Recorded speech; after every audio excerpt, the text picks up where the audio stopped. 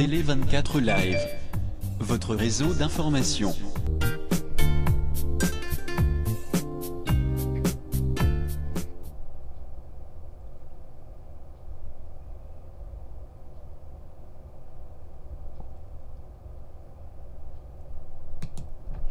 Bonjour, bonsoir, na batutu bazo de l'andabiso sur tele24live.com. Ezalingai Jili Poya Lama Toronto, Canada. Na émission Nabino Booster. Toye lelo 42 tolobaki soki tozali na basije o tokolobela tokoya pona kolobela basije wana. Comme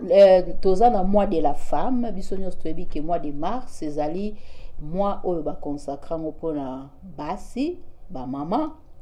yango tele 24 kanisaki yazwaki likanisi yako pesa bana ba mama privilège oyo yako pesa ba idée na bango ko contribuer pona journée de la femme. Donc moi oyo mobimba ya mars to pesa yango ba mama oyo bazana makanisi yako loba ba idée na bango bakoki ko benga biso pona ko participer na émission na bino booster.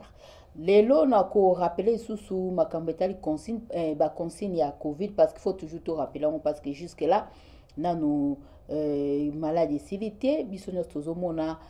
ba vaccin ba place msusu ba mboka msusu bandimi ba mboka msusu ba boy. Donc il faut toujours ko rappeler ba consigne ko continuer toujours ko respecter ba consigne ndenge ba konzi ba pesa ki sokozo ka bien te kende ko sa test ba bus biso atoza na Toronto ba bus déjà ezotambola pour makambu o etali vaccin pe okoki ko zwa rendez-vous online de balbaka en ligne au koti en ligne ozui rendez-vous na yo en ligne ba vérifier identité na yo après wana ndokoki ko zwa rendez-vous pour kende ko zwa vaccin na yo na Toronto lelo to komi na 4000 et to komi na 1468 cas nouveaux cas oza na Toronto. Biso nyos toyebi ke awa na Ontario, disons na Ontario mobimba plutôt, na Ontario ba biloko msusu efungwamaki neti ba mall ese efungwamaki mais capacité d'accueil ezali limité, ezali ndenge ezalaki liboso te ba limité toujours ba capacité d'accueil. Et puis pona makambo etali ba église na makambo etali ba église ba lobby il faut kaka 15% ya capacité d'accueil ya église na bino. Ce qui église na bino bozaka na 200 membres au calculer 15% ya ba membre na bino nde bakokende bakokota église. Ce qui plus de 15% bino mo boyebi ndenge ezoleka bakocharger bino. Donc botala rapé ba news na ba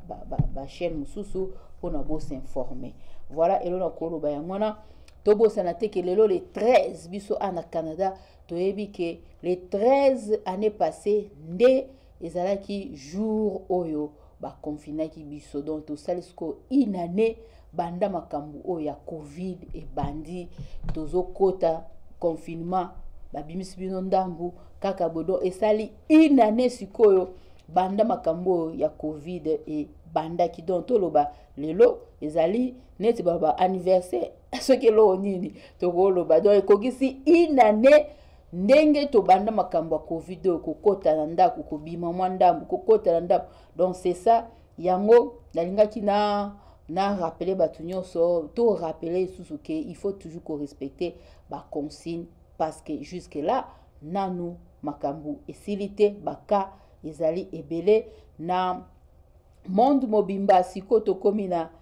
119 millions de cas global na monde oyo baka ya covid et puis bat bakufi ebele plus de 2 millions pona koloba ke maladie wana ezali. Donc respecter ba consigne soki ozoyoka bien te protéger famille na yo protéger baninga vanda na ndako. C'est ça lelo tozali na invité na biso kande na lobi pona journée oyo ya ba mama toza na invité na biso na koyamba esiko yemoko akoyeba na ko se présenter pona batu baye nazo ko invité na biso. Bonsoir Bonsoir maman Julie. Bonsoir, donc toyambio lelo na émission na biso to ya booster mais tozali na sujet de tobi ya makambo ba mama po toza na journée de la femme, mois de la femme plutôt na kopesa moloba yo moko se présenter pour na bato ba yebi yo te ba yeba yo. Ngai kombo na ngai ezali Sandra Mushale, na Béatrice na compagnie Mushale collection. Ezali compagnie oyo to tekaka ba sac en cuir, eza vraiment ba sac ya esalami na cuir véritable. Et puis toza awa na Canada. Donc ba production ya ba sac et puis to teki yango et tout. Donc nazali gérante et puis nazali créatrice designer na Merci vraiment pour l'invitation à nous. Ok, merci maman Sandra. Tozo kende mbala moko parce que ça ndetobi mois de la femme, journée de la femme ezaki le 8 mars oyo nde ezalaki journée internationale de la femme. Mais siko pona yo, comment est-ce que vous définir journée ango de la femme pona yo? Bon, pona ngai journée de la femme elingi koloba le 8 mars wana ndenge bakata ki ango za la journée ya ba maman. Ezali en fait journée oyo batie na côté pour na ba maman ba célébrer par na bango na ba droit oyo epesamaki pona ba droit oyo ba bande ko senga. Parce que bane akala ba maman bazalaki vraiment na ba liberté mingi te na vie sociale. Donc yango ba senga ki ba biloko mo ke non epesama pona bango comme ça ba sepela comme par exemple na oke opesa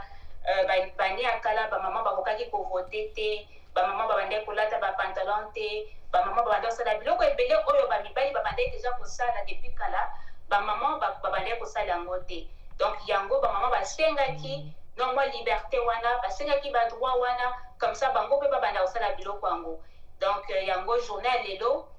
ya moi autre dans mois ya mars na journée ya 8 mars et katana ki vraiment pour na ba maman tous à l'ensemble to réfléchir si kanini to wuti ba droit nini o to si to zui na ba biloko nini o il faut to continuer toujours ko luka pona to zwa yango. Donc ba biloko o ba liberté o ba maman tous en besoin surtout en Afrique et ça les ana le belé. Donc to ba awate to lo ba ke non to za na ba biloko surtout ba maman ba na besoin mais c'est quoi ici non ils ont toujours lutte o ils ont continuer. Donc awa na Occident na Amérique na Europe basi ba évoluer belé ba maman ba droit na bango za déjà belé ko comparer na Afrique. Donc quand na nikolo ba pona ngai ezali journée oyo il faut to fata total to lo ba keno to wuti wa penda ke ba maman ba droit ni o to za nango ba liberté ni o to za nango lelo to zo sepela kolata ba pantalon lelo to koki ko kende ko voter chef oyo to lingi azala président na biso. Donc c'est ça quoi eza jour moko oyo il faut ko kanisa mais ko kozaka ko kanisa ngote ko lukasus ba biloko nini o to za nango besoin comme ba papa baza tant to kenda na ba misala ba papa na ba maman ba futa ba mwende moko te ko za musala moko mais bali azozwa mbongo ebele par rapport ya moi. Donc ya moi eza ba biloko ko ezo continuer toujours ba maman bazo lutter toujours que bazwa pe baba na ko futa bango même montant ko ba futa mibali. Donc c'est ça un peu quoi. Donc voilà pose na comprendre onyo solobi na bato bazota la biso mais siko pona yo comment est-ce que moi si fois s'intégrer na kati ya société neti biso boye toza bato to uti libanda to yekoya est-ce que c'est facile pe pona moi si à s'intégrer na mboka o ezali ya été? Oui bon pour l'intégration et là on a dit pour expliquer bien oui à comprendre bien batu ba comprendre na obandana na ko expliquer système d'engezali. Oui. Parce que un système to comprendre te système d'engezali en général les ala kanango système politique nyo so ko ta ba droit za ba étape ya politique. Donc na système politique to za lokola to za na pays awa na Canada to za na Canada ezali pays na kati ya Canada wana to za na gouvernement siko gouvernement ezali ni gouvernement ezali batu oyo ba ponami pona ba pona ba protéger batu miso to mususu batikali na pays wana. Donc ako protéger bango na ndenge nini yango to monaka ba système siko na kati ya gouvernement wana na kati ya pays wana comme système ya santé. Donc il y a système ya santé système économique, système social, système politique, donc système surtout parce que normalement na gouvernement but na bango ezali mutu lokolanga ezala maman ezala mobali akoka kozana vie moko eza bien azana santé na eza bien azosala musala na ye azolia na ye. Donc c'est ça yango na gouvernement tozana bato wana oyo bazo tozo voter pona bazala wana bazala ba dirigeant na biso tokoka kozwa biloko oyo tozana ngo besoin pona ko vivre bien. Sikoyo na ndenge ya intégrité eza ndenge nini na intégrité sikoyo biso ka awa ndenge toza na Canada tokendaka bamisala na bamisala wana oyo toza na tokendaka wana en tant que maman ou bien mutu nyonso il faut oyeba ke esika ozali okotikala wana te ata esika ozali déjà à partir ya wana yeba déjà système ndenge nini ezotambola na kati ya mosala na yo kozala oza soki oza par exemple aide infirmière oyebi ke na mosala na yo ozoyokola ozo apprendre babiloko mosusu oyo bazopesa yo te oyo tobengaka comme la back-end information. On doit apprendre en parce qu'il ne faut pas olinga kaka kotikala na niveau wana. Il faut kolinga pe koluka pe koyeba niveau mususu. Oya likolo na yo. Ezali ndenge nini? Ndenge faut ça la pono koma kuna. Comme ça ceux qui position wana efungwami okoki komata. Parce que intégration et ko aider biso ndenge nini awa na mboka na Canada. Et ko aider ceux qui tozui ba connaissance wana. Ekopesa biso valeur en tant que mutu. Ce qui pesi yo valeur wana ozongi par exemple na Congo okosiko utiliser valeur wana na ndenge okokuta Congo. Soko ke ozali par exemple ngana za na commerce parce que na ngina mingi na solo na commerce parce que ezali terrain nanga. Oui. Ata awa na commerce no c'est la business nangai il faut na yeba vraiment makambo surtout structure ya business awa na Canada ezala ndenge nini. Pona kufungula magasin eza ndenge nini pona koteka eza ndenge nini pona kokode ba marchandise eza ndenge nini nyonso tu wana koyeba et puis koyeba ndenge nini ya ko enregistrer business na yo ndenge nini ya kofuta ba taxe na yo et ko protéger business na yo. Donc sikoso oyebi yango vraiment na généralité na ngo nyonso okoki kokoma ke non ata soko ki na Congo okoyeba ndenge nini ya kopesa valeur wana na mboka na yo. Et puis intégration wana ezaka kate ke non ozaka ko utiliser mo kaka ba valeur wana na Congo. Ata awa na Canada ba pesa ba kutu ba cours ozaka ya ofele. Ba cours wana ba tu ba chance pona ba kende ba matisa ba connaissance na bango. Parce que Canada lingi mutu azala kaka mutu pamba te, mazala mutu oyo azana expérience ebele, azala mutu oyo azana valeur ebele ya kopesa na kati ya kozongisa na kati ya communauté canadienne. C'est comme ça que biso to s'intégrer vraiment na kati ya système oyo ezali ya système ya awa ya Canada to kozala bien pour na Canada et puis to kozala même mieux pour na mboka na biso na Congo. Ndena lobaki wana pona nga nazali na terrain ya économie. Économie ce qui na ngi na comprendre ngo que business na ngai pourquoi business na ngai est important. Business na ngai voilà est important parce que ezosala que économie ya mboka ata ya Canada ezala bien. Na kati ya économie wana business na ngai ezali partie nini. Ezali par exemple microéconomie. Donc ezali que non ba biloko mike wana on a peut kotanga comme makambo ba taxe, makambo ya ba magasin et tout ça. Et puis libanda ya business ça peut na makambo mususu o il faut koyeba comme makambo ya ba mbongo, makambo ya ba intérêt, makambo ya komatisa valeur na ba biloko ozoteka nyonso tu wana ezosala ke non soki oyebi yango okozala na valeur mingi pas kaka na Canada mais esika nyonso tokokende en tant que mutu. Donc c'est très important tozala vraiment tokota tozala vraiment intégré na ba structure nyonso tu makambo nyonso tu tozosala osalaka na hôtel. Il faut yeba na hôtel wana ezaka kate koke parce que souvent biso ba congolais elo na ngina loba eza que tozaka bato olamuki na tongo ke musala na yo souci na yo zaka ka bafuta yo mbongo na yo et puis esili. Mais wana été il faut kokende musala oyo ba but na pourquoi zo kende musala wana est-ce que okotika la kaka par exemple na customer service pendant 50 ans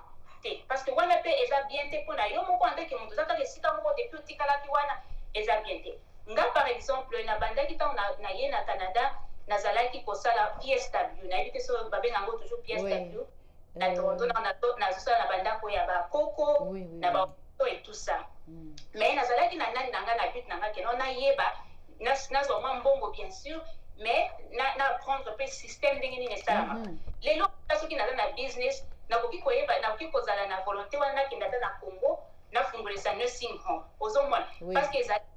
biloko mosusu oyo na apprendre. Donc yango nga nazosenga ba maman na ba nyonso tout basa intégration eza kaka na makambo ya mosala te ata baactivité parce que Canada epesaka biso opportunité ebele ezali na basport baactivité baklasse ya ofele na gouvernement yango moko ezalaka bapesaka babourse babiloko ebele. Donc il faut koyeba pourquoi gouvernement azosala boye nangi kutu naloba par exemple maman moko aza na Ottawa maman Yvette omoni nazopesa exemple akotaki na nani apesaki kombo na ye akoma chancellor ya communauté na bango ozomona wana eza baintégration ya bien tozotikala kaka na bamisala ya Sete mais tolingi nanu tokota ti na système politique ya Canada to comprendre ndenge nini bango bazosala ke système na bango politique ezala stable. Donc yango ozokota na bakomi chancellor lelo parce que nayebi mpe na Toronto bamibali ebele mpe bameka mais eza bien komona bamama mpe ndenge bazolinga bakota na bachemin wana banzela wana bayeba nani kozala chancellor na communauté eza ndenge nini eza bénéfique ndenge nini mpona bato ya communauté mayele nini na kozwa soki nazali chancellor et puis à partir ya wana ata soki oleki te mais ozwi mayele wana etikali na yo. Donc c'est ça nanga juste naloba ke non intégrité eza vraiment important na balevo nyonso tu ya gouvernement esika nyonso tu ozali il faut yeba ke naza awa mpona nini eloko nini nakoki koapprendre na mosala oyo naza nango oyo kopesa nga valeur ke esika nyonso tu nakokende nakoki koutiliser knowledge yango bien connaissance yango. Donc c'est un peu ça quoi. Merci maman tokemba mo parce que yo oza plus na domaine na yo ya business yango soki nalingi na kende mbamo na domaine na yo ya business neti olobi que ndenge eza faut toyeba système ndenge elekaka awa tout ça pour s'intégrer normalement mais ndenge namoni déjà basak wana oyo ozosala na nini na yo basak pende ya cuir ko ya bien ozosala sikoyo yo ozosala yango awa mais sikoyo apport nini parce que na mboka na biso Congo pe kuna to monaki mokonza mboka lobi ke bato bazonga mpona bakende pe ko contribuer na mboka sikoyo apport na yo na mboka na yo Congo ezali nini? Bon na mboka na ngai Congo ezali donc juste basak oui bien sûr juste mpona corriger moke sac na bandaki ko créer yango awa donc nazo produire yango awa mais siko na si na bimi comme ba demande comme un peu moins mingi nazo banda mais bien sûr eza na Congo oui pour na nga na Congo na yina loba ba opportunité ezali ebele ba opportunité vraiment ebele mais problème ezali que est-ce que ce qui motoake na idée na ya osala business est-ce que pourquoi parce que tout le système ya Congo nanu ezana no stabilité il faut sécurité na yo parce que par exemple ngamo lelo na Congo na fungolesa peut-être manufacture et ça bien parce que Congo ba manufacture eza ebelité ozoma na peut-être ce qui ezalaka donc ce qui na kende kuna na kotala est-ce que manufacture est-ce que pour la manufacture il faut na sala nini pona ko fungolesa manufacture il faut na luka batu pona ko kopesa bango misala il faut na sala bwe parce que déjà eza déjà difficile na ndenge que non gouvernement ezopesa batu moi base wana te ezopesa biso base wana te na peut-être sikoyo échanger mais ezopesa biso base te ezoloba te que non ceux qui par exemple lelo na yo qui présent na biso alobi que non bino bato bozala ba commerce na ba business libanda ceux qui voyez awa na kozwa peut-être moi gouvernement awe kopesa ekozwa moi charge na bino na ndenge que non bokozala protéger bokozala esika eza comme lokola moi stage moko boye mozoya ko travailler na mboko na yo moko parce que na suka ya journée eko bénéficier nde mboka na yo ozo apporter knowledge na yo nga soki na ke kuna ndenge wana yebi ke esika nazokende na kozala protéger esika nazokende gouvernement nanga eko edenga mutu moko na kota mutu moko boye oyo akozala nanga mpona lakisanga ke non awa il faut tosala a awa il faut tosala b il faut tosala boye wana nde tozozanga ba leadership bato oyo bakozala wana ke non bakodirige biso na soko olingi ko établir moi business na yo kuna na bengaki dernièrement parce que bato ebele bacontactaki nga balobi ya Sandra ba opportunité za ebele comme ma business na yo na Congo na bi ok problème ezate na benga kutu fondation ya première dame o ba yebisinga que non il faut qu'on somba soki soki na soki eza genre licence soki ni ba papier moko boye ko somba moi tout ça mais là déjà ça pose des problèmes parce que na bengi bino na expliquer bino que non nazo ya boye na ko bakisa moi 1 plus na Congo na osala boye mokozo senganga déjà il faut ko somba boye na ça déjà libanda donc zo mona ezo edete mais ce qui boka déjà na gouvernement moko ezo pesa bino déjà grande wana terrain wana que non ba bistu ba koya pona ko apporter ba faire na bango baza na mutu oyo ako landela makambo na bango ekozala bien ekozala juste o ba kozala wana te que non pona ça la yo boye il faut pesa ngambo boye o boye OK kuna yebi ataki soki sécurité na yo za bien donc eza juste question il y a gouvernement de emeka ko tient en place ba système moko boye oyo ko permettre bato baza libanda ba meka ko zonga et puis peut-être vraiment ekoki ko zwa soin na bango peut-être pona 6 mois et tout ça ce qui m'a commencé surtout est marché à partir ya business wana mutu wana ko zongisa mbongo siko na gouvernement le que voilà na yaki awa bogardaki ngai bosalaki boye daki ngai siko business ngai bali ko tambola bien nazongiseli bino mbongo oyo bosalaki mpona bosunganga na ebandeli donc wana ozala important parce que lelo na ndenge ya économie na Congo eza na se pourquoi parce que soko tali na Congo ba business ebele eza wana eza ba importation biloko oyo ezowuta na Chine ezowuta na Inde ezowuta soki wapi ezokota na Congo mais sikoyo pourquoi biso tozo bénéficier te soki ba biloko ezowuta kaka na libanda ezokota na Congo tozo bénéficier te parce que la majorité ya bato wana oyo bazokota na Congo mpona koteka biloko na bango bafutaka bataxe vraiment bien te nayebi soki moto akolandela bango ya bakambo bataxe azalaka mais bazalaka taxe te parce que soki baza vraiment taxé proprement correctement okomona mbongo wana bataxe ekozonga na gouvernement ekocircule ekozala ke gouvernement ezala toujours na mbongo donc c'est un peu ça quoi. Ok voilà siko ndenge toza boye po tolongosi koma mambo ya business ndenge explique yango vraiment très bien mais ce qu'on a naloba parce que ndenge eza boye tosali inane nde naloba na ebandeli na covid oyo nde tokangamaki siko yo atanke mwasi oyo azosala business expérience nini oyo ozwi na période oyo nyonso topase mpe tozocontinue toujours kopase période yango ya covid-19 expérience na ozwi expérience nini ozwi expérience nazwi ezali mingi ya eza bien mingi te eza mpe mabe mingi te eza kaka ya katikati parce que ozomona mingi toye koapprendre que na business il faut ozala kaka na eloko moko ezali comme bamagasin nga mingi ezalaki mingi bamagasin business anga eza mingi na bamagasin mais ntango bacovid wana ekomi nakomi sikoyo nabi ifale nde natia mpe mwa makasi na bainternet mpona kobanda oteka mpe online ozomona mais bato bapeja koteka online yango oyo bazalaki base retrouvaki ozomona mais ngai naza vraiment mingi nazalaki vraiment physiquement na magasin donc yango vraiment affectaki na tala bacovid soki moto alobi ke non azalaki na bafere na ye affectaki ete je pense pas kakoloba vraiment vérité parce que ça dépend ya bafere ngai naza na makambo ya bilamba na basac eza babiloko oyo eza vraiment urgent mpona bato te mais moto aza na business na ye biloko kolia peut-être ekofonctionner donc c'était un peu ça ezalaki ane moko ya makasi dur parce que ata soki okangaki business na yo te mais kolanda baconsigne wana tu nyonso ndenge bozorappele biso na baémission ya télé 24 et tout ça na baémission oyo ke non il faut kosala boye il faut ozala boye soki oza na magasin na yo il faut kolandela yango il faut bato bazokota oyebi nombre ya bato bazokota eza ndenge nini bato wana pendant longtemps il faut kozwa bakombo na bango il faut ozala batelefone na bango okazu boyoki ke moto alekaki na magasin na yo azwi covid il faut kobenga bato wana ti nyonso to balekaki na magasin ke non jour wana olekaki moto moko aboye alekaki azalaki na covid donc bino nyonso to botika donc eza vraiment eloko moko eza très difficile vraiment ya kogérer mais avec le temps esali kaka ndenge okuti olobaki na ebandeli wana tosali déjà une année na masolo oyo ya covid donc sikoyo tokomi quand même comme un peu immune toyebi ke il faut kosala boye na business il faut kosala boye il faut kokende mingi sikoyo online parce que makambo nyonso to ezokende mingi na ezokende online ke na ba magasin physique. Et puis eloko mosusu pe non tant tozo continuer toujours ko vivre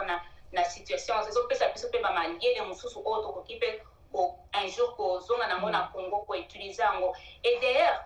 fois moko uti ko yela ngana mutu. Oui. Pour na makambo mosusu ya nazo kota un peu na côté pour na makambo ya intégration parce que ça business na intégration toujours loba. Oui. Comme nazo loba makambo ya online parce que makambo ya Covid et celle que bato ebele ata ba mission de tout ça la boye bozana bozalaki na besoin na ngate na zala sur place bien bien bozala sur place tout ça la moni surtout ça en ligne. Na monaki dernièrement na Congo wana balobi kyo bana il faut ba banotanga en ligne ce qui gouvernement ce qui groupe nini wana epesa ki bana ba ordinateur pona basala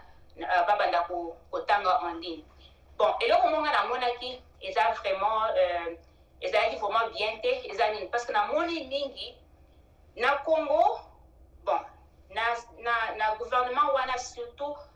entourage ya président bato ebele oyo bazali na bazalaki oyo babuti ba Canada ba poto Europe baza wana na milieu ya nani baza wana na président oyo bazobenga bango ba conseiller bien tout sikoyo ndenge tozoloba makambo ya intégration bien sûr bazwaki ba knowledge wana ba connaissance wana awa na Canada to na Europe sikoyo bazopesa ngo epai ya président mais loko na lina lobenzali il faut pas tant aussi aux ana ba mayele wana ba knowledge wana olobi ki anga na centrale qui vient tala bona osala bona ko idebwe okomi ko pesa ngo kama bwe sans pourtant étudier ce qui est au marché na communauté wana oyo zali sikoyo parce que na Canada na Europe toza vraiment na système moko to fonctionnera lokola Congo te awa toza na ba malili toza ba bloc ebele mais sikoyo par exemple ndenge balobaki au coup de feu na nani na Congo ezala soki 21 jusqu'à 21 heures. Mais est-ce que vous étudiez na communauté ya kin wana batu mouvement na bango ezala ndenge est-ce que wana ekozala vraiment applicable ekozala bien pour na bango donc il faut pas seulement batu oyo baza tout autour ya président ba pesa kaka ba conseil na bango par rapport ya ba bloc oyo ba yebike na libande zo sala mabwe awa pe na Congo ekozala mabwe wana eko marché te yango tozomona ba maman ebele bato ebele bazoloba o ba biloko awa ezo marché te ba biloko awa ezo marché te awa ba magasin tokangaki vraiment surtout te mais tozwaki mo ba consigne que non ba faut ba telema bo distanciation wana il faut ezala mais na kino ozomona ke bakangaki tala bakangi santo mobimba ba marché mobimba ozomona ke soki bozozwa kaka ba biloko ndenge ezouta libanda bozwa implémenter directement na Congo ezosala sens moko te il faut ozwi idée wana o étudier yango awa toza na Europe te awa toza na Canada te awa tozali na Congo est-ce que babiloko bazosala na Europe wana awa na niveau na biso okosala ngo nini botali par exemple heure bobiki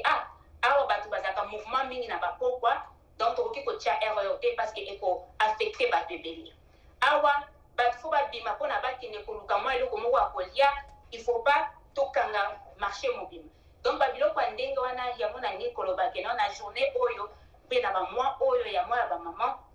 il faut bato babanda kotelemela babiloko ya ndenge wana parce que bamama ebele moto bazalaki affecté parce que bango nde moto babimaka na ntongo bakenda koluka eloko ya kolia mpona bana na bango na ndako donc ezalaki mpe un peu moi eloko nalingaki naloba nabakisa na oyo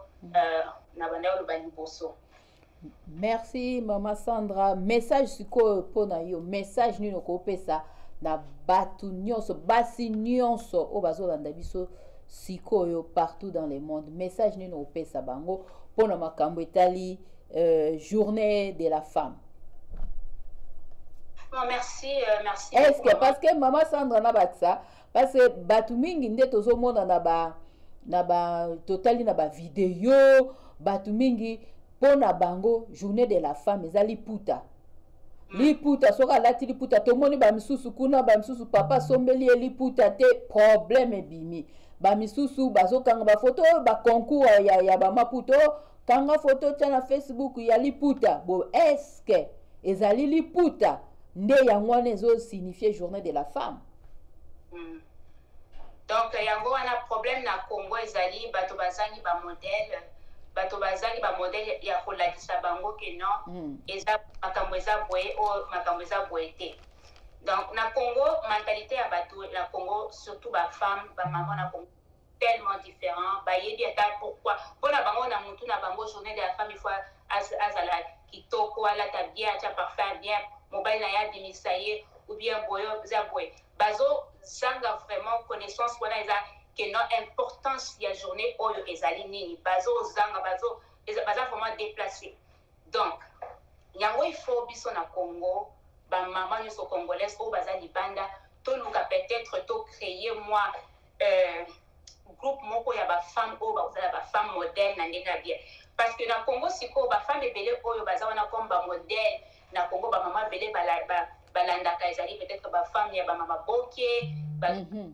théâtre ou bien ba musicienne ou bien bato basi ba finga ba tundenge na ndenge na ba YouTube. Donc au fan de l'ango vraiment natala muto ce qui a finga nani lelo donc on les a ba modèle. Il faut vraiment la communauté oyo nga nazo pesa za juste idée ba maman surtout oyo wana baza na souci que mboka un jour était le maïs ezala que non na représenteur ezala vraiment qu'ils ont représenté que mboka oyo basi ya makasi basi ya mayele bazali groupe wana esalama comme ça ba maman bazala ba maman babanda kozala ba modèle ya bien na basi oyo baza na Congo parce que journée wana o journée ya ba maman eza pona ba maman kutate ezali journée oyo basi ba droit na bango pesa makike non lelo moi ça ko sala bwe tala lobi moi ça ko ki ko voter bwe to zolo ba kutu na Afrique bango kutu kuna nde sika ba problème ya basi ezana ebele na mboka na biso ti lelo basi bazozala kaka violer basi na politique na structure ya politique baza ebele te ba oyo baza ba voix bango bazolinga communauté yango baloba te ba oyo baza wana ba barrière bazotia la bango pona baleka te donc ezali vraiment problème oyo eza kaka na Congo te eza problème en général en Afrique basi bayebi nanu te qu'il faut babundela pona ba droit na bango tant na tangi Afrique to moko ekomelinga na mutu ezali par exemple lelo ba pays biso kutu na Congo ba biloko mosusu nzamba azwa lukumu eza quand même bien. Mais ba pays mosusu lelo na Afrique, je pense ba pays à sud, basi ti lelo bana mike basala bango ba incision. Hein? Incision, mutilation génitale, hein? Yeah. Voilà. Mais pourquoi? Journée ya mars wana zaki ke basi na bamboka wana ba bimali bana babake bana na biso to sala bango susu boete. Ba tradition boye eza bien te. Ba tradition boye eza bien te parce que na Nigeria pe basala bango. Eza ba biloko oyo ke na Afrique basi fo ba telemela ngo. Na Congo basi baloba ke non lelo to kolata makuta te. Lelo to kozala kitoko te. Lelo to ko bima pona ke non to yo ki sa président ayoka ke to lingi lisusu basi bazala violer na mboka na Kivu wana te. To lingi akote. Yango nde faut ezala basi kolata wana to lata ka tous les jours. To zala ka kitoko tous les jours. Journée wana il fallait même ezala ke basi to binis na saite ka ndenge wana zala ta suki te lobi ke lelo vraiment gouvernement na biso Congo tolingi ordre kota na Kivu. Donc c'est un peu ça donc na to singa ba maman que vraiment ba maman to meka kozala ba modèle to yo to zala na intégration wana to kota na système ya ba mboka oyo ezala na système politique ezala système social ezala système économique ezala système ya religion ce qui ni to yeba que non ce qui to zui mayele wana to zui ba connaissance wana et kozala yo pesa biso valeur kaka pona biso te mais to kozala bato oyo ata na Canada ba koluka biso to kina mboka to kozala même mieux na mboka na biso parce que kozala na eloko kopesa na lobi makambo ya église lelo na église na communauté na biso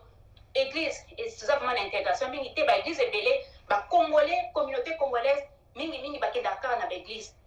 ya ba pasteur ya ba congolais bien sûr eza bien eza na ngo problème te mais il faut que tal soko ke toujours ce qui communauté congolaise etikali kaka na ba église ya ba congolais ou bien ba congolaise okomona que message oyo pasteur azopesa pasteur congolais akopesa ekozala par rapport ya interprétation na ye donc okomona que okozwa vraiment mingi te parce que ici il y a des systèmes ya ba congolais ndenge bazalaka message ya pasteur pe ozala un peu basé sur ba vie na biso ya tous les jours mais soko ki par exemple na église mosusu ata koloba ke non okozala na membre ya église wana te mokinda quand même ko fréquenter ba église mosusu okozwa message mosusu ya bien parce que Bible est comme mais ils ont interprétation ya mutu na mutu o ezo pesa ke batu siko ba comprendre ngo na ndenge na bango basalela yango mais surtout ke ndaka na église ya ba congolais to ke na église ya congolais tozongi na ndako tosali ka ba bloko ndenge tosalaka tozaka na ba camarades congolais et puis to ke musala na biso to lika ke non dans 2 semaines ba kofuta biso tozongi ndako et puis semaine eleki ba mois eleki ça veut dire que tozo développer te yango mutu moko aloba ke non soki yo mutu ozo vivre mozo kola te spirituellement mentalement na mayele na yo zo kola te vaut mieux mutu oyo akufa na ye aza kutu mieux que yo mutu ozo vivre mais ozo développer te donc c'est un peu ça quoi ba maman to telema tozala ba modèle pona bana oyo baza na Congo na bana na biso oyo tozo kolisa na bamboka oyo. Merci maman Sandra na message kitoko pesi biso na moni basak mais na suksa à part basak osa rapé bilamba to basak kaka non na magasin ezalaki na bilamba na bilamba na basak eza peka marque na yo po basak na moni eza marque non oui basak bien sûr eza juste basak wana eza basak Sandra Mushale donc na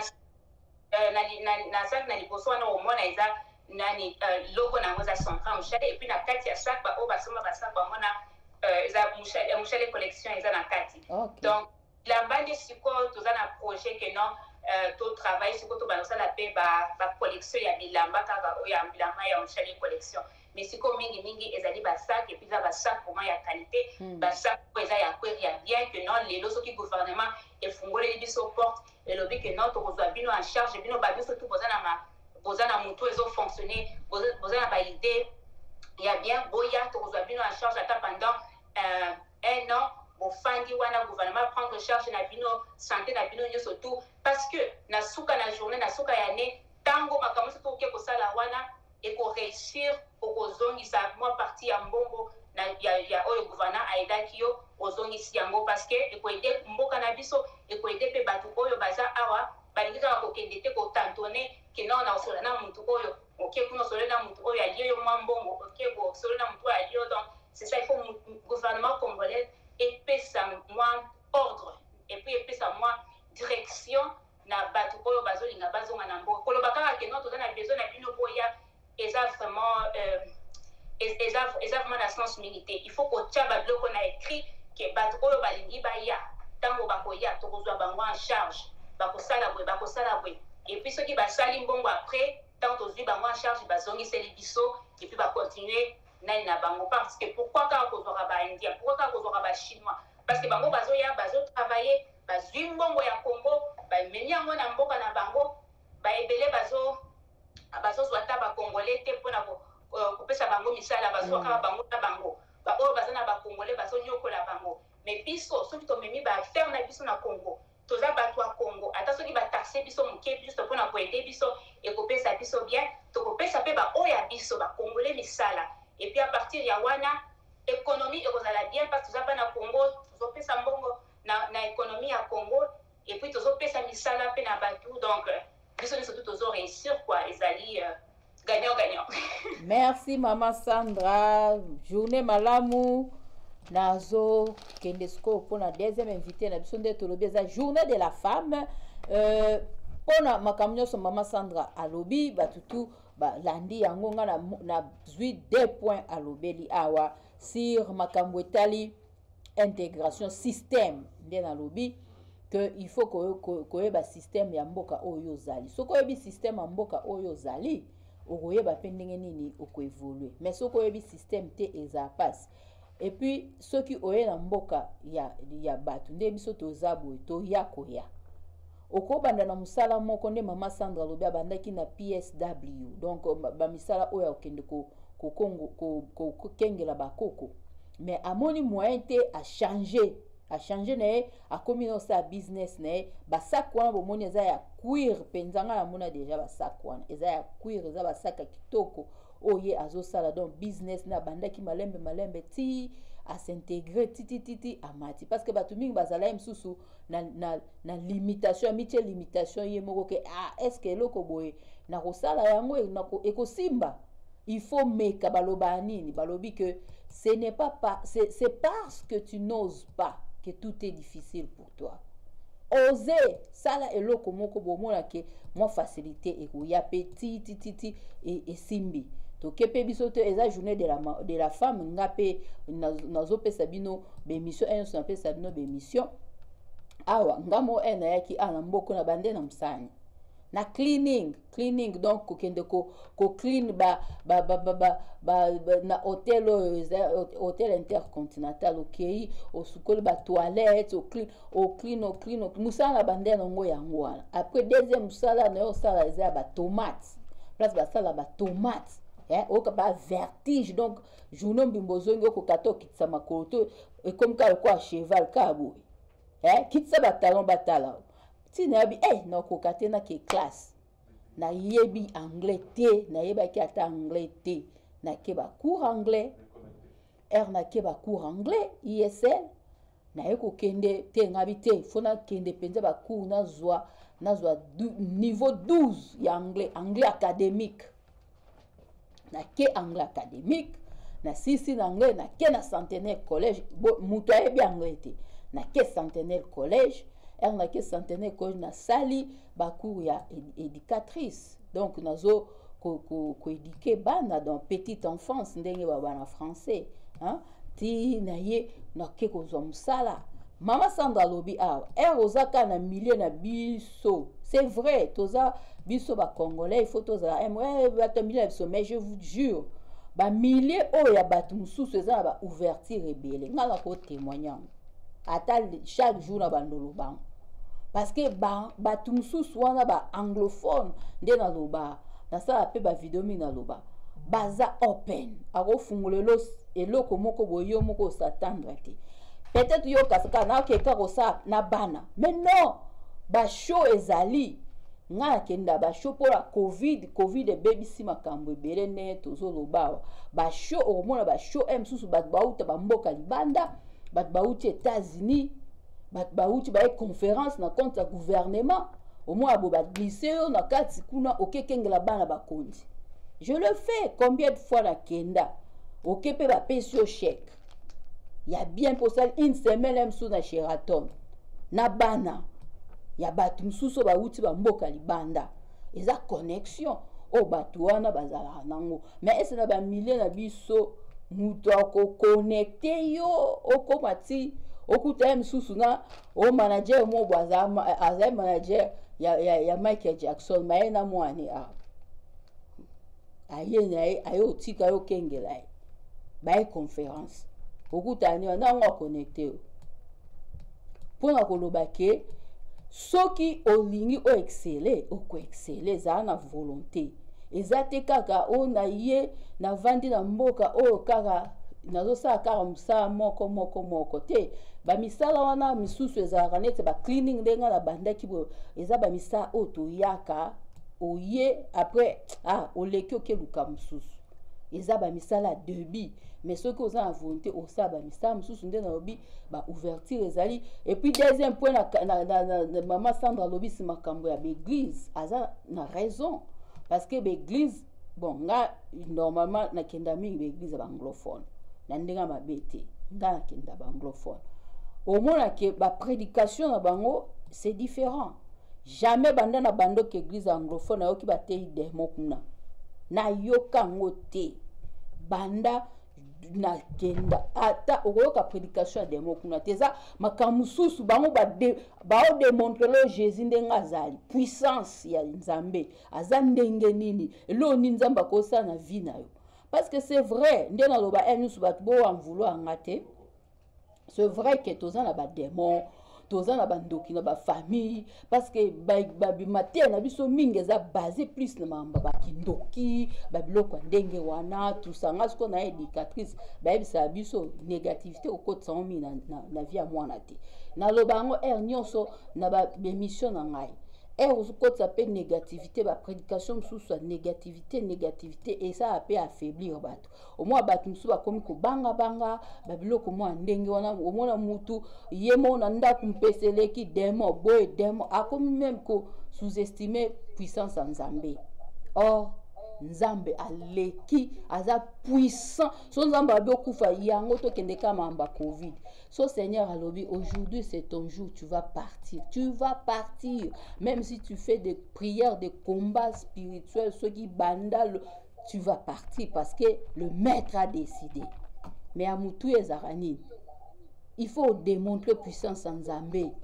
Naba makamnyos tozo sala, même naba prédication, il faut comme moi Nzambe zonga liboso, comme moi Jésus-Christ en oboté arabiso, et zonga négativité le kitro et longwa, bana biso, bazala open. Bana biso o bazo kende ba place mususu ba kotoye batu mususu pe bazala na kobanga te ke na okende pa ndeko na nga wana mususu baza bandoki kolielo ko bote zo moi trop de limites là, c'est ça aussi les offres ni wana no ko ça la émission pona lo ba penje bele pona ba sujet batu mususu ba pesi ngame oyo tozo le ba makambu oyo Maman Sandra lobi anga la retenir des points. En tout cas, est nécessaire ba maman bazotala biso awa okoki kosala eloko ya munene musala o nzamba pesi yo wana okoko valoriser yango komona ngo mukiete ka musala wana kokutana batu mususu yo ndimaki te okutana batu mususu ya makasi mais ce ko pesa ngo valeur mais ceux qui opesa ngo valeur te eloko moko ekosalema te voilà eloko koloba yango wana tozo ke na invité na biso ya mibale nazo yambaye déjà na aza déjà na ligne nazo pesa mbote bonsoir maman. Bonsoir maman. Na yambio na émission na biso booster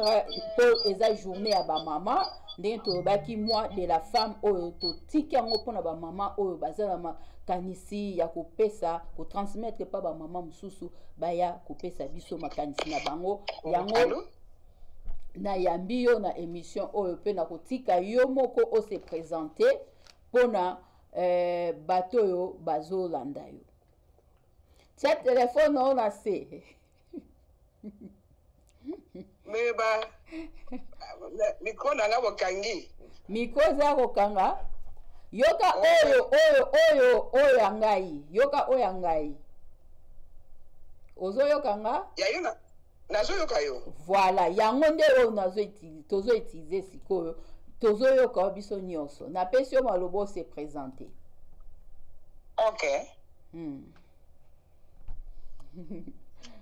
Allô. Tout d'abord, nazo pesa merci à Papa Alain, Maman Julie, oui, pour l'invitation.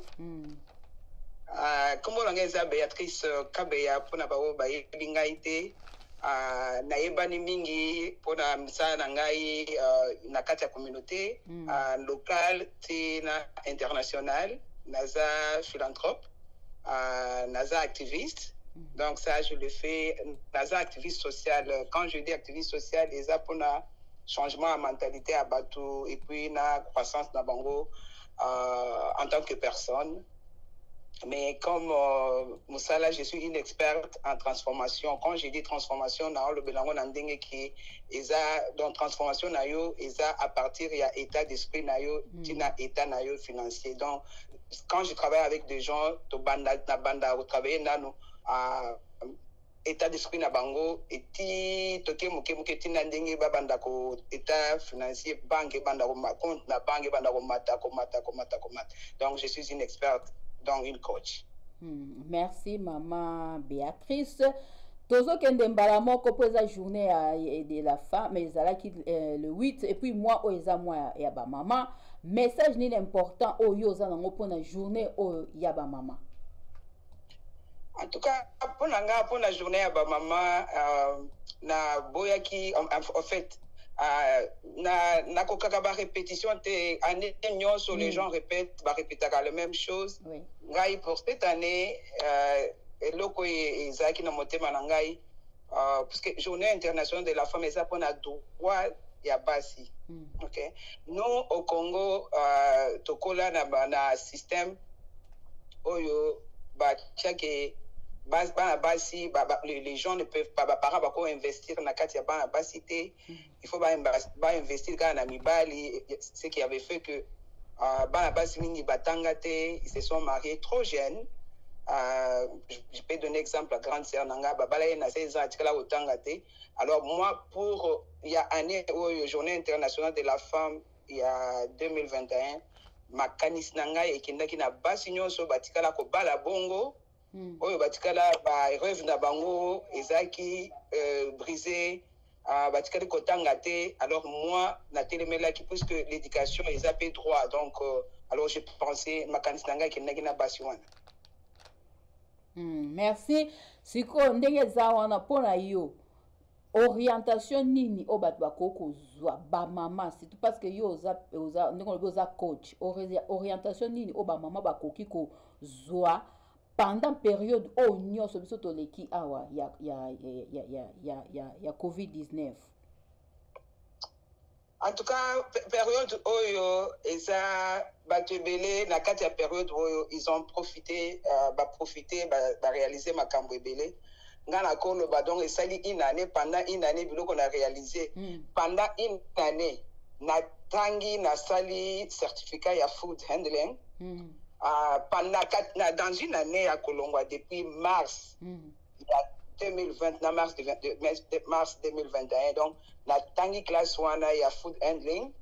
na créé épices seasoning ya kombo tout oui on a lingana chango sur le marché mais il y a une maison qui veut prendre alinga somba donc bazo nani comment je veux dire solution nanga nani nangai na taka année oyo na année wana na tangi na sisi na kamwa business na tangi ngo na tangi na donc eza secrétaire na ba âge nanga na bomba kate j'ai 50 ans on a zongé la classe ya business donc na bino non il faut je dois donc na lingi na kolongwa na kati ya période oyo na lo bas quand même ce que je fais j'ai écrit 2 livres j'ai créé 2 programmes ya kotangisa na créé mini cours ya kotangisa en ligne na créé na développé un cours en ligne et ça il y a 12 semaines donc ce que tu as cours c'est là où quand je travaille avec des gens na cours donc na bandana de forme mindset tina ndenga kolakisa yo comment commencer business en ligne et puis donc toutes ces choses là je les réalisé dans une année. Wow. Donc na minute oyo ka boyambinga avant donc chaque mois na ba livre on engage donc tito comme en juin il faut 6 livres nanga ya Béatrice Kabeya là sur le marché vous voyez un peu donc en mars on a le 30 mars il faut na bimisa mususu donc c'est comme ça que je travaille. Alors j'ai dit le message que je peux donner aux femmes je l'ai fait. Moi je me dis ceux qui ont la capacité à causer lango moi si nous sommes en capacité ya causer lango tout c'est limité. Donc moi je me demande ndenge nini bato basala ka eloko moko na vie nga donc soki na sele eloko na comment on appelle moi comme boring et comme plat donc nazamu to il faut ka ba défi na nazamu to na kana ba défi livre Maman Béatrice ya ngwana eza wana donc ceux qui batpe balingi ba somba bobengi Maman Béatrice boko somba livre bo sololi comme ça na yoki na be piste awa donc Maman Béatrice a sel makambe belé hein somo boye kaka Maman Béatrice siko na inga tuna livre yo osali eza surtout si basé sur quel domaine eza pour la business. Voilà ce qui arrive, maman. Okay. Bozo mona monde après période on ne va jamais retourner dans kileza qui boso. OK. Au moins misala nyo sotozo sala na yoki olobi oza éducatrice tout ce qu'on fait là d'ici là tu te passes en 2 ans 3 ans et que ça les sous misala et que ça les sous misala donc d'autres misala ça va se créer. Oui. Alors livre en angai et ça pour la misala o eko se créer et puis déjà essayer bandi kutu. Comment je fais donc j'ai la grâce soit na évité ya koye banana je suis quand même membre de organisation ebele bon la organisation la plupart il y a quelques élites quand je dis élite ba moko bato dirigé à monde. Ce monde n'est pas dirigé par le président, ce monde est dirigé par les élites. Alors, au moins, on a fait information, donc, d'ici là, l'idée où ils ont la carte livre, on a misala, donc, c'est un débat genre à misala ou ekozala. Alors, ceux qui n'ont pas passé les formation, que non, oye, ou comme un copyright, oye, na zappe na wana na chang on a livre, mais na rosala on a formation, il y a donc pour les éducatrices, parce que nous appelons ça éducatrice, la maternelle, la preschool. Donc, au cours de la yomoko en ligne, et puis qui forment les gens, tanga très bien dans le système. On a un à part, puisque ils ont un domaine presque comme à part, mais ils ont un business, mais aussi en ligne. Alors, si quelqu'un vient et pas pour la formation, juste pour la comme soit copyright, soit comme agent en marketing, dans la formation dans les autres, c'était 500, ce qui est à $2000. Mais maintenant,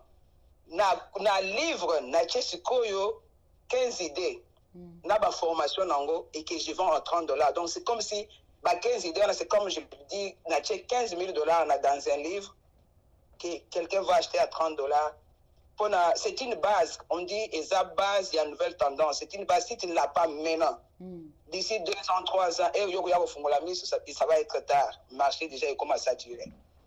Donc c'est ça. Na sepeli maman Béatrice, vraiment, au lobby makambo vraiment eza vraiment nanzela. Donc mikolo po makambo e banda qui déjà babanda loba déjà que makambo internet to eko développer parce que ngana tala mingi ba biloko ba technologie wana na mona na ba internet ba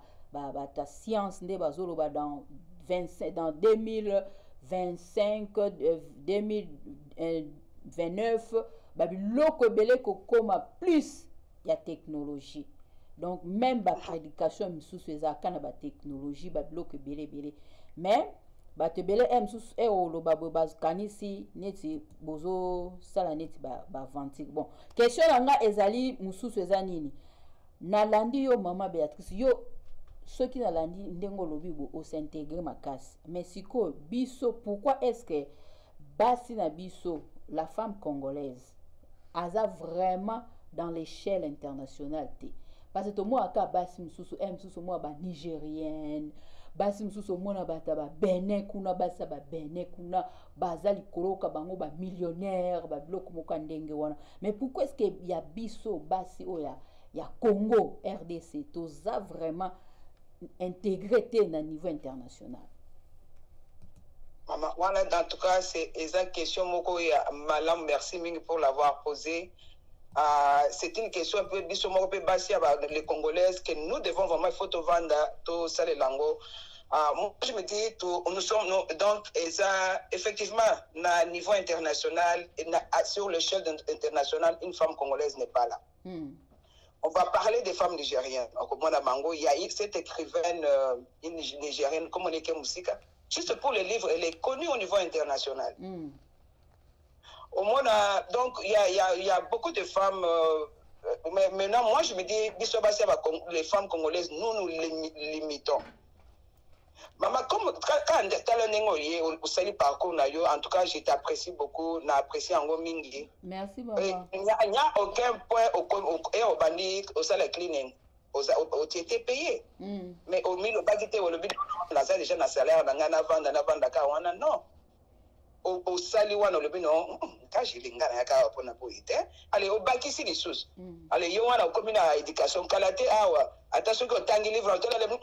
na livre bo na ko bakise loko bo sikoyo I mean wana is entre parenthèses biloko mingo eza na kati ya livre na nga misala mingo eza wana eza ko ezo nécessité ko tata ni diplôme ni eloko te ka ba formation ya simba boy mon internet et ce que place boy ou cliquer wana ko bakisa boy bakisi le $2000 par mois ce que mon na bato bazala ba business ce que yo proposer bango boy anyway problème na biso le fait que tous à niveau na échelle internationale puisque nous et ça faute ya gouvernement et ça faute ya mutute et ça biso basi donc tous responsabilité dans les Cambouana nous nous limitons nous-mêmes. Oui. Et pourtant, nous avons ces capacités-là. Nous nous limitons nous-mêmes. na niveau moko boye quand ndenge osali parcours ndenge mpe na ye awa mama soki natangeli ba diplôme nga naza nango na mboko et pourtant nauta Congo ata diplôme d'état natikala kozwa te. Oui, nazwa te parce que ce n'est pas que nazaki mayele te nazwa ka zemi na nga papa oui kofutela nga classe mon histoire est un peu longue eza journée nango lelo te tokolobela ngo prochainement mais na ya mboko na sans diplôme d'état na tangi naza donc naza na diplôme ya université naza na diplôme ya éducation ya collège naza na diplôme ya consultant en immigration naza na uchi koyoka na lobi makambo ya food handling naza na certificat ya coaching donc biloko nyonso donc je ne me limite pas nazo même si à l'échelle internationale il n'y a aucune femme donc tobu ngamona ngala munata donc tobu les femmes congolaises réveillez-nous. Qu'on ne se limite pas tout le monde, qu'on donne la faute à personne et qu'on compte sur personne.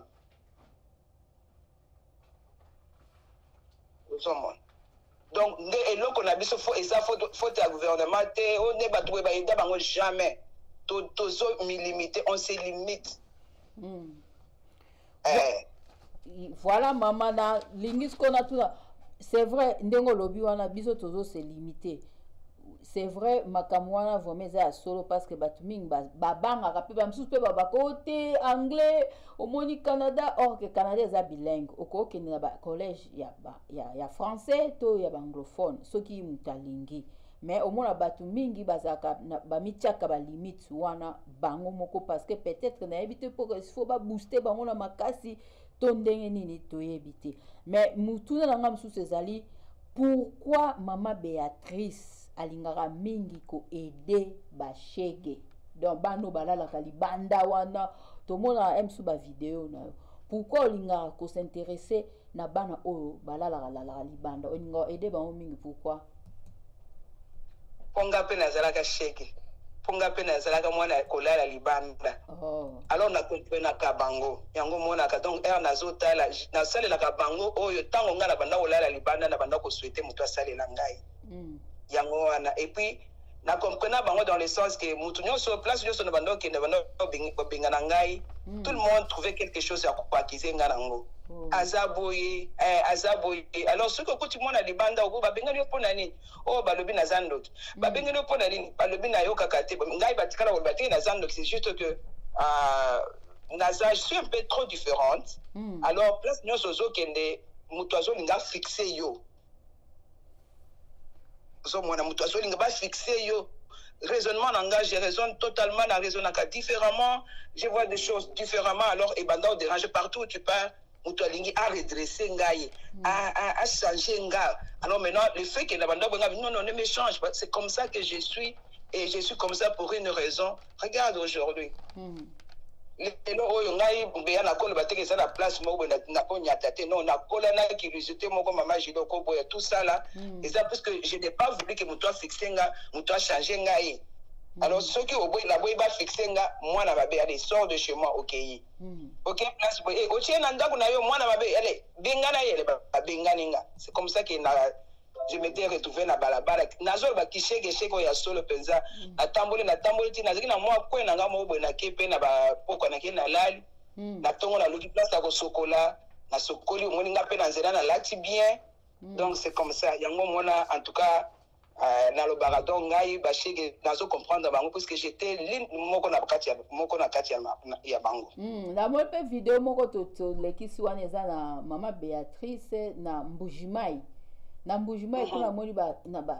sœur ya couvent okenda osa nini kuna na Mbujimai eza toujours pouvoir asika Nathalie il faut contribuer ngai ezaka kishege te kishege na yaka kokoma shege na kishasa mais na Mbujimai ngala kutokola vraiment na kola na donc je peux dire na lo barango ngala za na sonité na kola na pauvreté ngala banda na kola na oteka maki na kola na ola na itoko na ngai na iba mbitu à l'âge de 14 ans na bando na itoko et puis pour nous c'était normal les activités sont normales alors na pas si wana na salaka promesse pas nzambe ngabi Seigneur ce que longoli ngai na place oyo ngana zali je vais na kozonga pona ya kosalisa ba bazana kati ya pasi lokola nga oyo ngana zanango Alors, il s'était avéré que on a commis koto et puis comme on a koto na tout le temps qu'il y a makolo puisqu'il y a vraiment dans il y a ndambu et puis moninga abakisi $1 ou abakisi $10 et on a comme poto boy. Alors parce que na commis mikolezo le na comme l'autre cas na ça embouchement alors ce qu'on a tenu alors la personne m'a dit est-ce que tu avais fait une promesse ou bien Gabi oui na ça la promesse mon boy yango na keyi j'étais allé na kenda na kukuta na ba orphelin et puis na ba maman wana tout ça na bango ba projet belé donc c'était ça que j'étais allé faire na kenda comment je vais dire remplir promesse dans la salade. Amen. En tout cas, na sepel vraiment na au témoignage mnene maman Béatrice namba pambolo makasi apambola Barcelone lisusu belé et fortifié sous bateau bazota la biso bamona ke mutu soko za la vie ko se sous-estimer te bolandi au témoignage mnene maman Béatrice azola wa na balabala shege metala aye potonde nini bandambu batu babakiseli papa pourquoi pas azaki na vision ezali kamba vision awa soko za na vision na yo mutu akoko arrêter yango te soki o lingi nzamba sala quelque chose ça là toujours donc c'est ça maman Béatrice na kango vraiment mingi te mikolo ezali koya okoyal susu na émission na biso po eza journée de la femme mais na lingi skona loba message ni dépendait à motuya au kopé sa ba maman nyonso o bazota la biso partout dans le monde message ni no kopé sa bango en tout cas na ba maman nyonso bazota la biso surtout ba oyo ka lango biso tozolo ba message nazana ngo pona bino lelo livre nango isa likolo ya ordinateur nanga je parle sur les valeurs maman balobaka une femme non quand on dit une femme de valeur mobile est quelqu'un de valeur mais ba valeur wana eza nini ba valeur nini obito kozala ngo na kati ya ba valeur na lingi botia éducation na kati ya valeur to se limiter te to s'éduquer donc place union so moni moi formation moko ezali kota ça la formation na tu ne sais pas na ndenge nini okozala bénéfique pour nous to se limiter te on doit s'éduquer et puis qu'on ne soit pas na niveau ya eloko moko ozo vivre au milieu que la kamawa et quand donc zala fier tout ce parcours na yo mobimba oza nango zala fier nango ok zala fier nango to se limiter te biso ba mama to kende surtout que quand nous avons les papas qui nous appuient maman moi j'apprécie beaucoup et puis donc ça la papa allait là derrière toi surtout quand nous avons les papas qui nous appuient qu'on ne se limite pas même si nous n'avons pas de papas qui nous appuient tous s'appuyer tout que ne biso moko nazo suggérer bien film moko ya américain ba benga ngo self made okuta mwasi wana abandana na passe donc abondi et puis elle a fait vraiment a misali ye moko puis a sali pe basi badinga na ye musu basi balandi ye na sima et le quoi liboso ya mibale to se soutenir maman Julie na ko yebiso le ko chokanga quand je na sali ko nanga mona je suis sûr que vous publier yango na ko nanga na lobi en tout cas avec esengo nyonso en tout cas baninga bo célébrer nanga je viens de réaliser quelque chose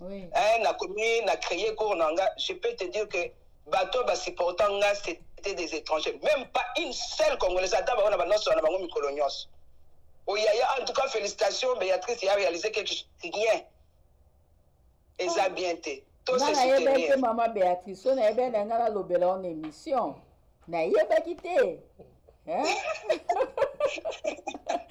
Mais je t'ai dit. Puisque sali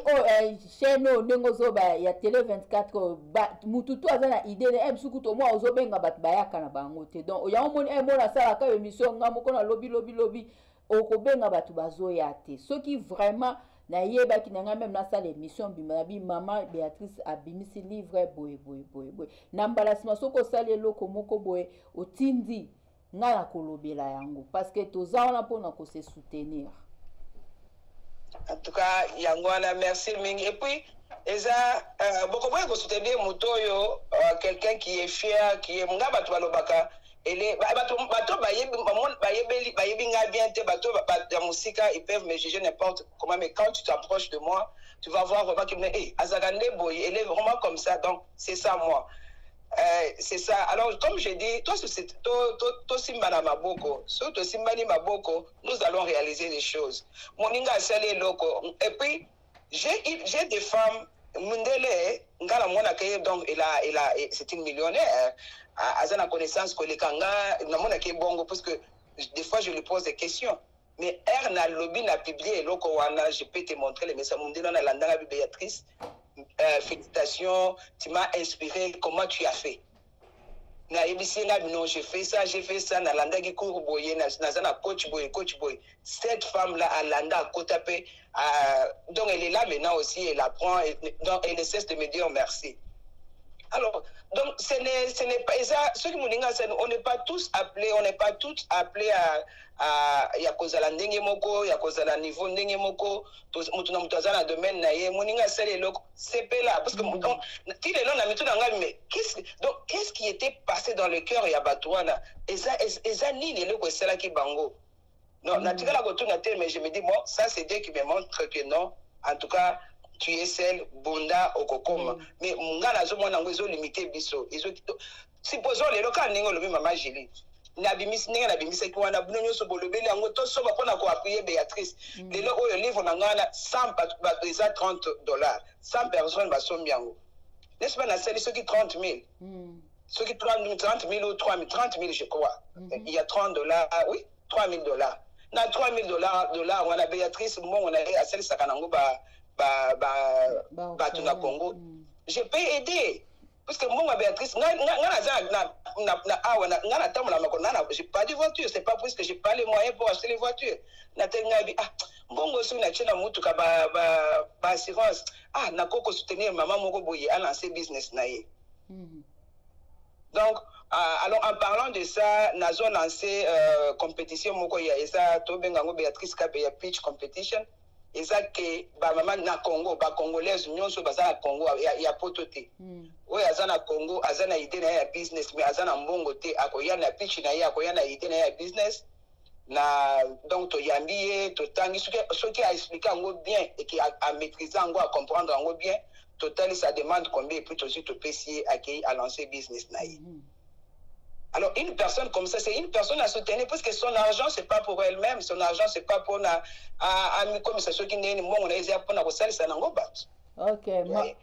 Maman Béatrice, merci d'aller causer kokenom sikate pesa biso loko nini disons soko bosana ke loko moko bokoki ko lobayango et puis na tuna question asuka poto clôturer pona makambo etali Covid yo oleki période ndengeni parce que siko ça fait une année hein to bandaki le 13 nde bakangaki biso siko le 13 yango une année tozaka na likambo Covid tozo continuer ti siko to ebite ndenini makambo ko yasima au passé période ndengeni na pesio 5 minutes pour te clôturer. En période on a passé comme je te dis en tout cas moi je peux dire que Moutounioso a fait quand même une dépression à 100 points. La période. Yeah. Ce n'était pas, parce que ça, période, même jusqu'à maintenant, il y a une certaine, donc, on ne sait pas où c'est comme ça qu'on vit. Oui. Mais maintenant, c'est une période où bateau, donc il y a des gens où ils vont trouver une opportunité pour créer des choses. Okay, et c'est comme ça que moi j'ai passé ça, comme la le boulot qu'on a sali pendant une année. Moi je me dis, ceux qui ont une période où je ne pensais pas que j'allais réaliser des choses que j'ai réalisées là. Ok. Yeah, donc c'est ça. Et donc, si vous avez encore une autre question, bien je peux continuer à parler. Merci vraiment pour l'invitation. Ndengoye l'invitation à biso. Naebi ke ceux qui osa sunde na lobby ceux qui osa ne loko obimisi pesa biso tokolobela ngwatanga na kolobela ngo po tozana po na to se soutenir to kende liboso nga na sepeli ndengo selma même na be pisi sito nga ya za po sa be pisi maman Béatrice comme ça na sala ngo na émission makusa te épices épices comme ça l'émission la ngala notant avec épices maman Béatrice mutu asali yango donc ezamala mingi nzamba pambola vraiment ceux qui osala makanisa mosusu ndenge na lobi okoya penza émission mobimba même 1 heure du temps tolobeli mpona kobooster basi parce que yo poza éducatrice yango elona koloba yango wana. Merci. En tout cas, merci beaucoup. Merci beaucoup. Vraiment, merci beaucoup pour l'invitation et à la prochaine. Merci. Voilà, to komi presque na suka bato balandi biso bolandi ba invité na biso mosusu fallait ba intervenir mais bazui contre temps balobi ba pousser yango pour na samedi prochain. Donc ba oyo pe baza na posa ko pesa makanisi ndenge Maman Béatrice alobi na Maman Sandra aleka ki Sandra Mushale ba pesi ba idée na bango ba talisi biso ke mwasi ezali kaka liputa te. Donc liputa ezali elobi Maman Béatrice eloka moko wana et comme quoi coutume journée de la femme bolati liputa boke ba misusu ba langbe ba sali ba dega ba zonga après l'oroni est salé et l'oroté. Donc il faut toya na ba idée à sika en tant que basi tout exceller tout monde ndenge basi msusu bazoki na ba mboka msusu nde to lui abasa ba Niger oka ba millionnaire biso moi si na millionnaire azana Congo oto yebi kaza ba million azalité. Donc il faut tout s'intégrer ndenge ba maman na biso baleki ba pese exemple malamu Maman Sandra Mushale ba marque wana oyo asali ba sac wana eza ya ye moko eza ba sac a cuir soko monya ngo donc okosepela na makasi to soutenir bandeko na biso oza posa pa osomba obengi osombi. Maman Béatrice épice asali épice donc soki abimisi yango na koya na ngope na kolakisa bino somba soutenir ndeko no congolais makambo tozolo bango nyonso ya ko se soutenir moninga azui eloko sepela ata biso ande tosalaka ba video sepela tozo pesa bino ba info tozo pesa bino ba message il faut bon encourager biso mais romona mutu mususu azofinga na biso na commentaire bon biso to comprendre na biso nde na loba nga to beti na ba kuku na message na bien préparé mais ceux qui yo ileki anga na zongsi ezamabe po obela parce que biso toza déjà préparé na zo ba cours nde Maman Béatrice alobi intégration na Maman Sandra Mushale to bandi ba makambo mission o ezaki lokwa blague mais tozoba tozala sélectionner la compte à gouvernement du Canada ba futeli biso Sheraton hôtel à Sheraton Didier Tito ayebi mamno loba Sheraton 3 jours ba futeli bino po ba pesa bino formation ba l'accès bino ndenge nini boko sala boye tout ça là MSU yozo mono zo saba 20 yango bo moni télé 24 biso tozana na mambu ya kofinga vraiment te na salle émission mona banjo finga okuna lobie tout parce que na yebi place naza to yebi place to vandeli donc na koyo sa be émission ya kofinga ka batu te rememanga le lote na boyi na osala ka yango te pona sepelisa mutu non nga nazo c'est basé na ba éthique o la mboka o nazali ya Canada parce que za ba biloko o ba pesa biso. Donc elo nyonso yo osala ngo na bien kolanda te ndenge bato basala kaba o basala surtout ba émission nde biso tozo sala boye oyozo mona ngo ba ventir mais ba place musu yo okoto kondima te ondima te peut-être MSU bomona to sala lingala MSU d'autres mais bémission to sala ngo na lingala comment est-ce que ba sélectionner biso c'est ça eloko etikanga yango comment est-ce que ba sélectionner biso émission eza ya lingala to sa mamba communauté na biso ya congolais misusu ba nini ba période ya ba nini ezalaki ya ba élection et ça c'est ba période ande ba sélectionner biso oyebelo ni ba lobaki na gouvernement du Canada vous êtes en train de contribuer na mboka na biso bozo kitisa bato ba tension ba nini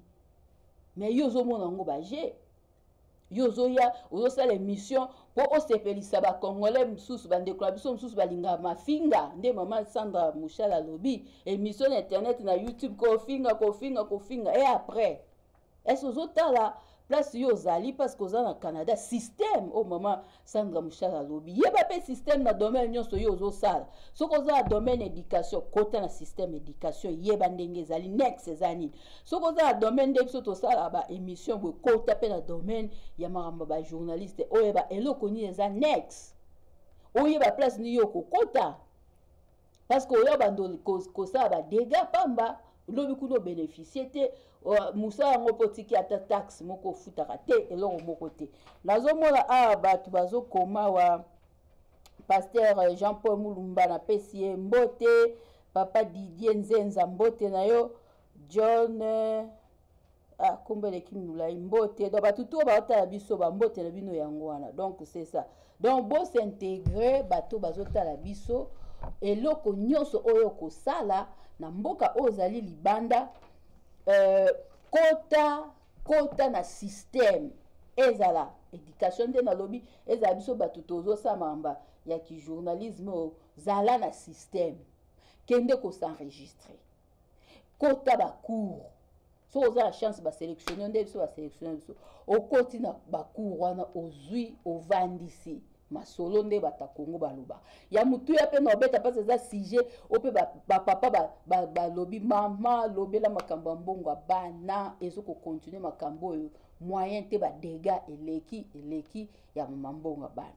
mbongo bana c'est vrai ndenge poto bando lobela ngo kaka batu balobela mais tozo continuer ko lobela ngo parce que zali ba sujet o ba papa pe bazo lobela bazo se plaindre plutôt mbongo bana c'est vrai. Est-ce que bana bakokola yo vandeli kaka makambo mbongo bana olingi ko s'intégrer te ko sala ta ba cours moko boye po ba msusu baza bo en vouloir ngate avandi na zobota ne ka bana na ndeti avandi ka mbongo wana mais bana bakokola ba commune ba âge ba 18 ans elo ni otiel ba on a compte ata $50 ba msusu balongola ata 50 azobombela mwana moko na banque ti mwana kokisa âge 18 ans et permettre pe mwana okendata collège azata na moi quelque chose na banque mais ce que tuni batu mingi okomona mbongo wana ata ya kobombela bana ezalaka te ezaka ba mbongo ezoluka ka ba problème elobi ata ndeko moko ayebisanga abenganga bi jili mbongo eza ko mbongo ba sirène ngabi pourquoi mbongo eza basi ay mbongo eluka ka ba problème ngabi eluka ba problème soki bino bolingi eluka ba problème soki bo s'organiser na bino botiki yango bochango kara parce que bana ope baza atozana bango boyebi nde ba consomaka mingi bilamba na bango biloko na bango kolia ya mike wana ba snack banini otala bo apeso soki desa sili na sikoyo bando vandela bongo ti osutuka bokomi mwa akoksi 18 ans mbongo ezate na banque eloko moko bombeli ete ba mama oyo bazolanda ngai bo raisonner pe na point wana parce que ba papa pe ba se plaindre trop. Mais pas seulement ba maman baza na problème. Il y a d'autres couples ça peut ba sujet mususu ba pesa kingai, il y a ba papa mususu ba comme si bana na bango loko basi na bango loko ba machine. Ba mususu bazali ba calculaka na intervalle oyo soki aboti mwana ba boti mwana année oyo 2 ans après ba lekisi mwana o abotami ya liboso ezali solo ba pesenga. Mwana oyo aboti ya bébé aboti mwana wana mbongo oyo ya azozwa eza mobali mutakozwa soki aboti ya misatu ya mibale mwasi azwi yende mutogere mbongo mwana wana ya misatu mobali alors komi ya 4e mwasi ado abota suste aza machine te couple panzani et komi discussion mwasi akeye kofunda po ya yaki na ekoya couple panzani sali dégâts na ba papa pe oyo bazo vandeli mbongo ya bana s'intégrer âge kende ba âge avancé msusu yaki na Canada calculer yaki année nini qu'est-ce que tu as fait na mboka oyo ye tu as fait combien d'années est-ce que ozu ata cours biso na Canada lobi ata Sandra Mushale biso nga ba cours boni na zui awa na zui ba cours ya ba langage des enfants deni ko ba langage ba bébé soka zo sala boy soka sali signe boy na zui yango free une année na zui certificat na ke na zui makambo nutrition 6 mois na ke na zui nazala ba certificat combien so ba lobi ke ndenge président Fatia zo bengisa batu ku na Congo faut pesa biso assurance obi Sandra Mushale toke to komema biloko wana ba papier na biso ke président Fatia ba papier na yango na ko détecter makambala bazo sala ba bébé de 0 jusqu'à 5 ans noeb sabino lo ni na linga loba mais yo siko papa bando ye intégration te mbongo kaya bana musala linko kende pe te soki mwasa lobi aluki ememi ngambo bon vouloir ngate za ba histoire bat bazo pesa biso donc biso nyoso to s'intégrer ba oyo baza poso kende classe kende ba classe ba cours ezali ya free eza ebele na online kokota na yo oyekoli pe cours anglais online ba cours ebele ezali nango online en ligne plutôt okokota na ofele na compte ya gouvernement eza ebele yango elodo koloba émission esiliti ba mama oyo bazali na posa ya kopesa baninga ba idée moi de la femme yango yo yaka na idée na yo pesa baninga pe bayeba makambo nyoso oyo yo sali pona e booster pe bango po émission na bino za booster et booster bango dans les jours à venir bango pe basala nini ba telema c'est ça elo na kolo ba yango wana ndena lobaki na débit c'est parce que tu n'oses pas que tout est difficile pour toi donc eza parce que ozo mekate yango zo mona ke nyoso eza passe meka okomona ke okokoka biso toyebaki anglais te nazo kima téléphone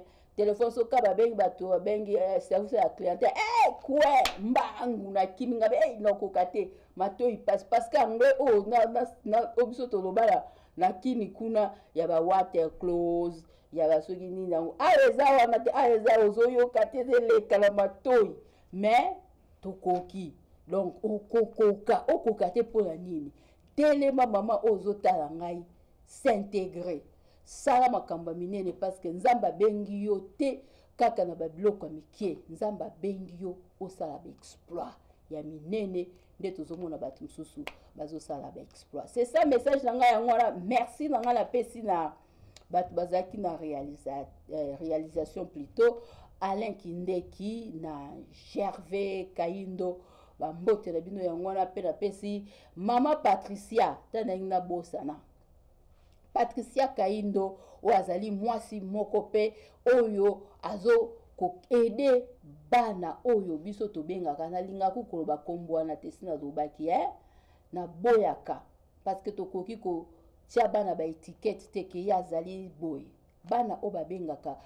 ba enfants les enfants à besoins spéciaux donc bana o ba special need donc Patricia ye maman Patricia Kaindo musala sala kayango wana aedaka bana ndenge wana akei na Congo apesi biloko nazomona na Facebook dernièrement ba bébé kuna na mboka kuna na Kivu place ba guerre ezali atindi ba mbongo balatisa ba bébé ba biloko eza musala malamu zosa mama Patricia Kaindo nzamba pambola yo okende liboso makamno efungwama bien biso tozana soko osale loko mususu opesi nde na lobi aba na kolobelango loba soko pesi ngaite bon c'est ça elo na koloba yangona pour la mama tu bozo sa ba business nzamba pambola bino nyoso bokende liboso bokende musika ezala kingai wa bino Julie Poya Lama Toronto Canada merci.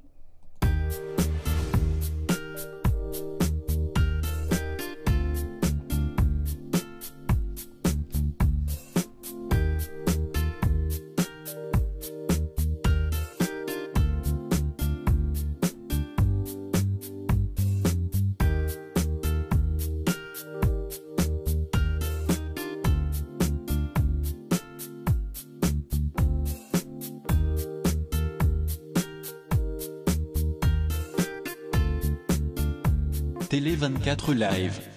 votre réseau d'information.